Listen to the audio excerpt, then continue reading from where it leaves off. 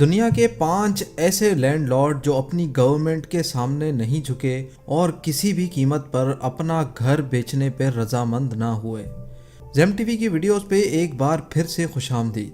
اپنی ساری زندگی کی کمائی سے بنایا ہوا گھر ایک ہی جھٹکے میں کوئی کیسے بیچ سکتا ہے، اور وہ بھی تب جب گورنمنٹ یا کوئی بلڈر آپ سے زبردستی خریدنا چاہتا ہو۔ آج ہم آپ کو ایسے 5 گھر دکھائیں گے جن کے مالکان اپنا گھر خالی نہ کرنے کی ضد پہ اڑ گئے، چاہے ان کو سرکار کا سامنا کرنا پڑا یا کسی مالدار بلڈر کا، لیکن انہوں نے اپنا گھر خالی نہ کیا۔ آئیے شروع کرتے ہیں۔ Number 5، Austin Springs. Washington D C میں واقع بڑے بڑے اپارٹمنٹس کے بیچ میں دبا ہوا یہ گھر آسٹن اسپرنگز نامی شخص کا ہے۔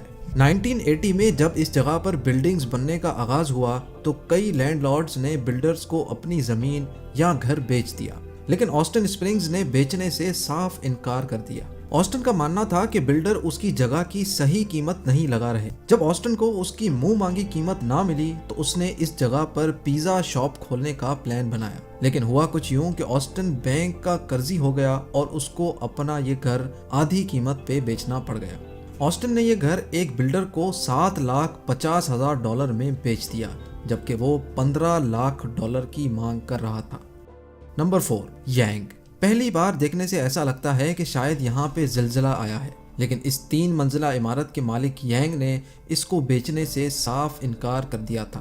چائنا کی بڑھتی ہوئی آبادی کے پیش نظر جس جگہ یہ گھر موجود ہے وہاں چائنیز گورنمنٹ کو ایک ہائی ٹیک انڈسٹریل پارک بنانا تھا۔ یانگ کے گھر کے پڑوسیوں نے تو گورنمنٹ کے آگے ہار مان لی، لیکن یانگ چائنیز گورنمنٹ کو کورٹ لے گیا۔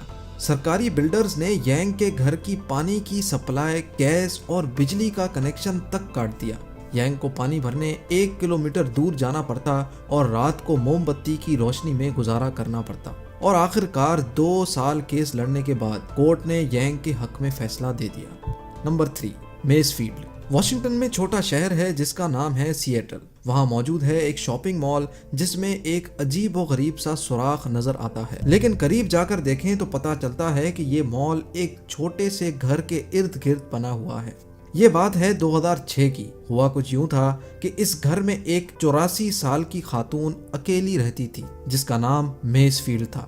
اس وقت اس کے ارد گرد چند گھر بنے ہوتے تھے اور باقی ساری جگہ خالی ہوتی تھی۔ جب یہ جگہ کمرشل ہو گئی تو بلڈرز نے یہاں شاپنگ مال بنانے کا سوچا۔ انہوں نے باقی تمام گھروں کے مالکان کو تو قابو کر لیا، لیکن یہ خاتون یہاں سے ہٹنے کا نام تک نہیں لے رہی تھی، حتیٰ کہ میز فیلڈ نے $1 ملین کی پیشگی قیمت بھی ٹھکرا دی۔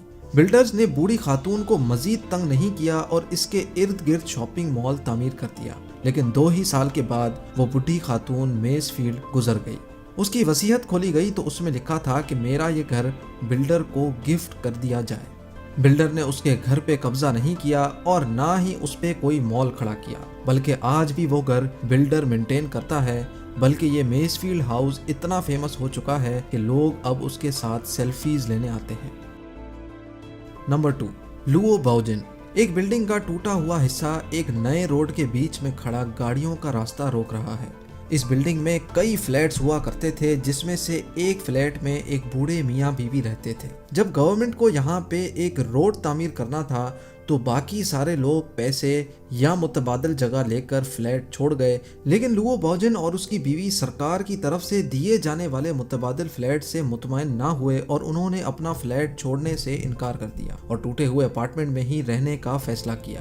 مجبوراً سرکار کو وہ فلیٹ اور اس کے آس پاس کے کمرے چھوڑنے پڑے اور اس کے ارد گرد روڈ بنا دیا گیا۔ اور اب باری ہے نمبر 1 کی۔ جاپان میں نریتا ایئرپورٹ کے بیچ میں ایک فارم بنا ہوا ہے۔ جب جاپنیز گورنمنٹ کو اس جگہ پر ایئرپورٹ تعمیر کرنا تھا تو وہاں موجود فارمرز نے اپنی زمین سرکار کو دینے سے صاف انکار کر دیا۔ کئی فارمرز آپس میں مل گئے اور کافی احتجاج بھی ہوا اور کورٹ میں لمبے لمبے کیسز بھی چلے۔ آخرکار فارمرز کے حق میں فیصلہ آ گیا اور سرکار کو مجبوراً ایئرپورٹ کا صرف ایک ہی رن وے بنانے کی اجازت ملی۔ فارمرز آج بھی وہاں ٹھیک ایئرپورٹ کے بیچ میں اپنے گھروں میں رہتے ہیں۔ ان کی گھر کی کھڑکی یا ان کے فارم پہ کھڑے ہو کے ایسا لگتا ہے کہ رن وے پہ کھڑے ہیں۔ ناظرین، یہ وہ ممالک ہیں جہاں کی قومیں زندہ دل ہیں اور عدلیہ انصاف پسند۔